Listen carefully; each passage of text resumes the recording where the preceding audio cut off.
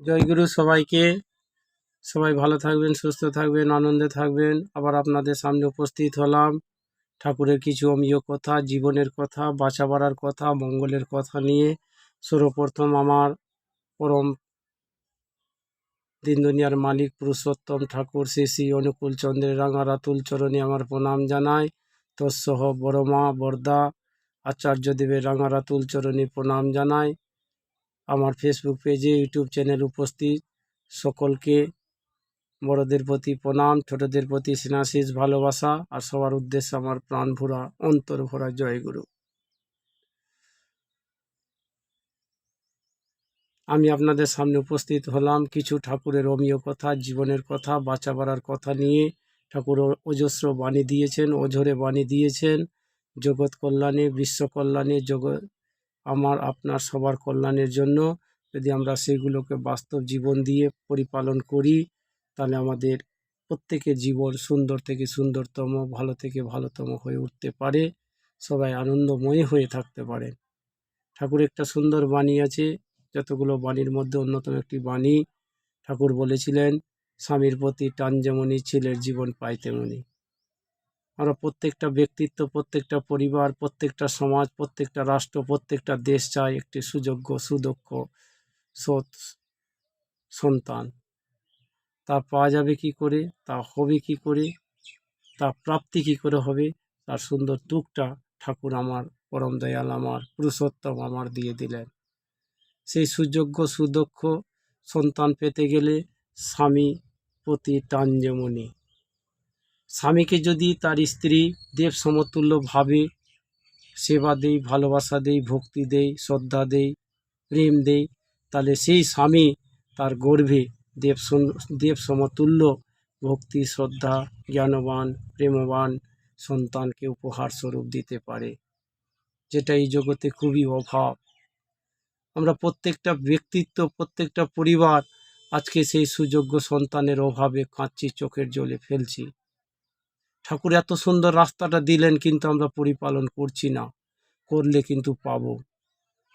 আপনি যেভাবে আপনার স্বামীকে ভাবিত করবেন, উদ্দীপ্ত করবেন, শ্রদ্ধা, প্রেম, প্রীতি, ভালোবাসা দিয়ে, সেই ভাবেরই সন্তান আপনার গর্ভে আসবে।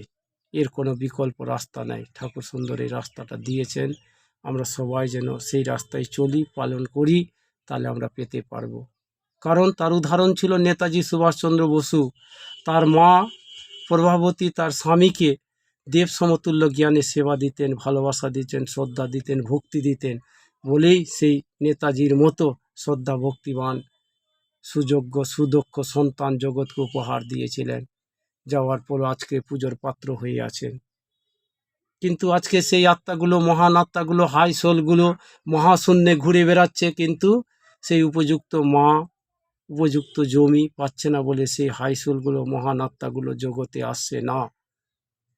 তাই আমাদেরকেই আগে করতে হবে ঠাকুরের নাম নিয়ে সাধন ভোজনে সেই সুযোগ্য সুদক্ষ হয়ে উঠে স্বামী শ্রদ্ধা, স্বামী ভক্তি, স্বামী ভালোবাসায় স্বামীকে তৃপ্ত, উদ্দীপ্ত করে তার ফলস্বরূপ আমি গর্ভে সুসন্তান পেতে পারবো।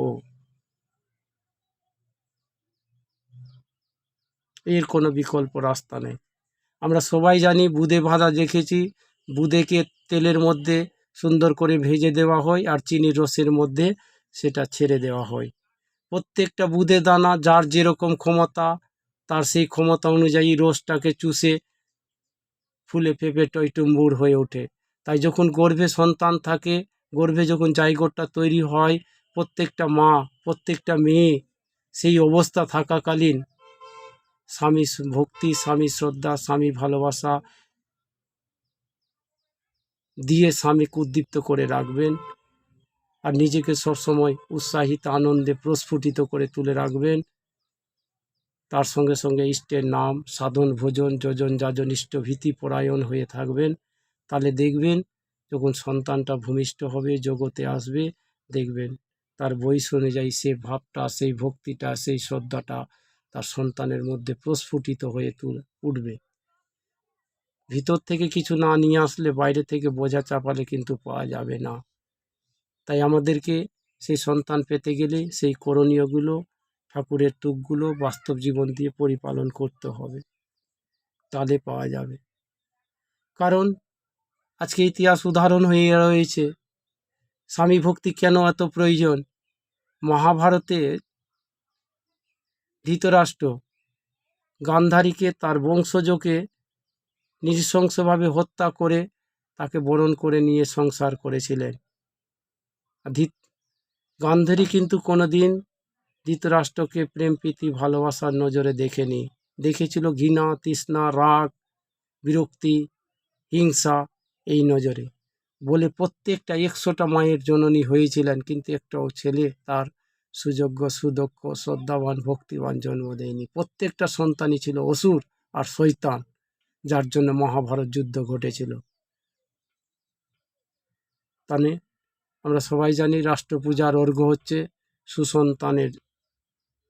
সুসন্তান। এই রাষ্ট্রকে, সমাজকে, দেশকে যদি আমরা পুজো করতে চাই, তার অর্ঘ্য হচ্ছে সুসন্তানকে যেন আমরা উপহার স্বরূপ জগৎকে দিতে পারি। তার তুকটা আমার পরম দয়াল দিন দুনিয়ার মালিক শ্রী শ্রী ঠাকুর অনুকূল চন্দ্র দিলেন। আমরা যদি বাস্তব জীবন দিয়ে সেটিকে মেনে চলি, পালন করি, তাহলে আমরা সেই সুযোগ্য সুদক্ষ সন্তান জগৎকে উপহার দিতে পারি।